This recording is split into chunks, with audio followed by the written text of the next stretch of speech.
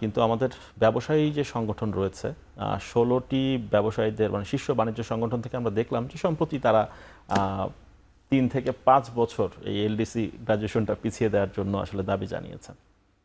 এতদিন ব্যবসায়ীরা বা ব্যবসায়ী সংগঠনগুলো আসলে এককভাবে বা বিচ্ছিন্নভাবে এই বিষয়গুলো বলছিল, কিন্তু তারা এবার একযোগে ১৬টি সংগঠন, শীর্ষ সংগঠন বাংলাদেশের একযোগে তারা এমন দাবি জানালো।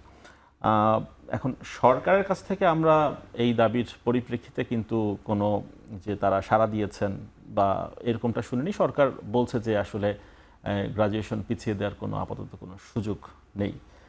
মজেম ভাই, আপনার কাছে কি মনে হয় ব্যবসায়ীরা এই সময়টাতে এসে কেন এই দাবি জানালেন এবং এইসব দাবির আদৌ কোনো যুক্তিকতা দেখেন কিনা? আমার মনে হয় যে আপনার বাকি যে দুজন অতিথি আছেন, দুজনই ব্যবসায়ী, তারা থাকলে ভালো হতো। তার কারণ হচ্ছে আমার তাদের যুক্তিটি শুনে আমরা আলাপ শুরু করতে পারি, হয়তো ভালো হতো। এবং আমার কিছুটা মতের ভিন্নতা আছে, সে কারণেই তাদের উপস্থিতি হলেও হয়তো সুবিধা হতো। আমি যেগুলো বলছি সেগুলো সম্পর্কে তাদের মতামতও জানতে পারতাম।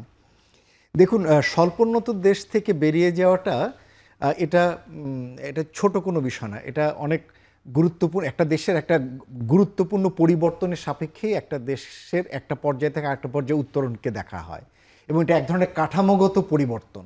হঠাৎ করে এক বছরের প্রবৃদ্ধি কমে যাওয়া, হঠাৎ করে দৈব দুর্বিপাক বেড়ে যাওয়া, হঠাৎ করে ডলারের দাম কমে যাওয়া, বেড়ে যাওয়া, বা হঠাৎ করে কোনো একটা ট্যারিফ বেড়ে গেল কোনো একটা দেশে এবং তার কারণে হঠাৎ করে আমার রপ্তানিতে কিছুটা আঘাত পড়লো, বিষয়টা কিন্তু এরকম না। একটা দেশের গুণগত মানসম্পন্নভাবে তার যখন উত্তরণ ঘটে, তার সেটা পার ক্যাপিটা ইনকামে, তার এক্সপোর্ট কম্পিটিটিভনেসে, ইকোনমিক ভালনারেবিলিটির যে সমস্ত জায়গা সূচকগুলো আছে সেই জায়গাতে, এবং একই সাথে হিউম্যান অ্যাসেটসের জায়গাগুলোতে যে সমস্ত সামাজিক যে সূচকগুলো আছে সেই সমস্ত জায়গাগুলোতে যখন উত্তরণ ঘটে, তখনই স্বীকৃতি হিসেবে দেওয়া হয় তাহলে আর তুমি দরিদ্র কেন, তাহলে তুমি উত্তরণ তো ঘটেছে। বাংলাদেশের এই কাঠামোগত এই পরিবর্তনটি প্রায় দশককাল আগেই হয়ে গিয়েছে, এবং আমরা দুবার যে সিডিপির রিভিউ হয় সেই সিডিপির রিভিউতে দুবার আমাদের সেটা হয়ে গিয়েছে, এবং আমাদের আসলে সময় মতো 2024-এ হওয়ার কথা ছিল, কিন্তু কোভিডের কারণে সব দেশগুলোরই আসলে 2 বছর করে এক্সটেনশন। এখন 24শে নভেম্বর 2026 এই ডেটটি দেয়া আছে। তাহলে প্রশ্ন উঠে যে তাহলে ব্যবসায়ীরা এখন কি কারণে এই ধরনের একটা পরিবর্তনের পক্ষে নন, বা তারা কেন আরও সময়কালটি চাচ্ছেন? সেই জায়গাটি আমি দেখার চেষ্টা করছিলাম যে ব্যবসায়ীরা কোন ধরনের যুক্তিগুলোকে নিয়ে আসছেন। মূলত তাদের কাছ থেকে যে যুক্তিগুলো দেখা যাচ্ছে, একটি বড় যুক্তি যে সেটা হচ্ছে তাদের আরও সময় দরকার প্রিপারেশনের জন্য, এটি হচ্ছে বড় যুক্তি। আর বাকি যে যুক্তিটি সেটা হলো যে আমাদের ট্যারিফ যে প্রেফারেন্স আছে এটা চলে গেলে আমাদের 10 থেকে 12% আমাদের যে এক্সপোর্ট কম্পিটিটিভনেস সেটা অ্যাফেক্ট করবে, 2 থেকে 4 বিলিয়ন ডলারের এক্সপোর্টে আমাদের এটা নেতিবাচক প্রভাব ফেলবে। আমার কাছে তো এই ধরনের যুক্তিগুলো তো আমরা অনেক আগেই শুনেছি এবং আমরা জানি। আমরা যে এলডিসি গ্রাজুয়েশনের পর 2029 সাল পর্যন্ত আমাদের সুবিধাগুলো অব্যাহত থাকার কথা না? হ্যাঁ, সেটা কিন্তু আছে আমাদের, সেটা কিন্তু এখনো অব্যাহত রয়েছে। সুতরাং তারা যেটি বলছেন যে এখন তাদের আরো প্রিপারেশন দরকার, তাহলে প্রশ্ন উঠে যে নিশ্চয়ই তারা অলরেডি অনেক প্রিপারেশন নিয়ে ফেলেছেন, আর একটা বছরে শেষ করা যাবে না, অল্প কিছু বাকি থাকছে, আর একটু হলে ভালো হয়।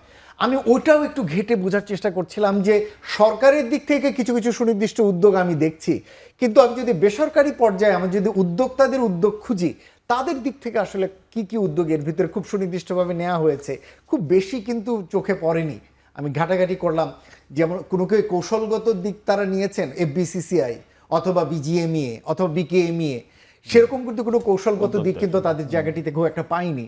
আমি একটু শুনতে চাই যে জনাব হাতিম হয়তো আর যদি আসে তার কাছ থেকে শুনতে চাই, অথবা ডিসিসিআর ফর্মার প্রেসিডেন্ট আসলে তার কাছ থেকে শুনতে চাই।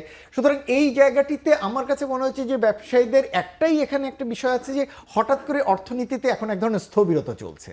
দেখবেন যে অর্থনীতির প্রবৃদ্ধি সেই অর্থে কিন্তু বাড়ছে না, ব্যবসা বাণিজ্যের ক্ষেত্রে কিন্তু অভ্যন্তরীণ যে ব্যবসা বাণিজ্য সেটা কিন্তু খুব বিকাশ লাভ করছে না।